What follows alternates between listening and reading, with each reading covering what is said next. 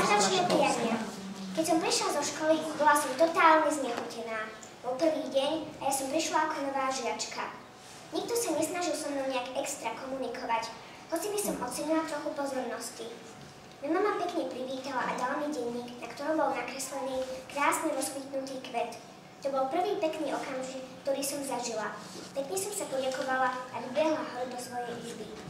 Najprv som nevedela, čo s ním mám urobiť, no napokon som zobrala ceruzku a začala som maľovať. Nakreslala som lúku, stromy, kvety a kamenný chodníček, ktorý viedol k nádhernému zámku z diamantov. Dokreslala som potôčik a zo pár maličkostí, ktoré mi v zázračnej krajine nemali chýbať. Zrazu na mňa mama zakričala a vytrhla ma zo snídania. Mám si ľahnúť do postela a spať. Neodporovala som. Ľahla som si a zaspala som.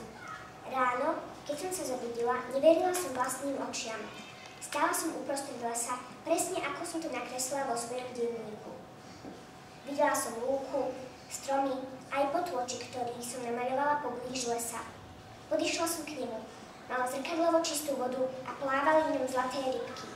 Keď som sa doň zahľadila, videla som, ako sa tam niečo ligoce. Vytiahla som to a konečne som zbadala, čo to je. Bol to diamant v tvare srdca. Bol nádherný. Mal zlatisto-ružovú farbu a ligotal sa ako ten najcennejší drahokam.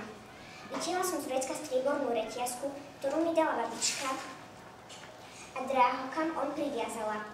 Reťazku si dala okolo krku a pokračovala v ceste. Kráčala som lesom a videla motýle s krásnymi krídlami.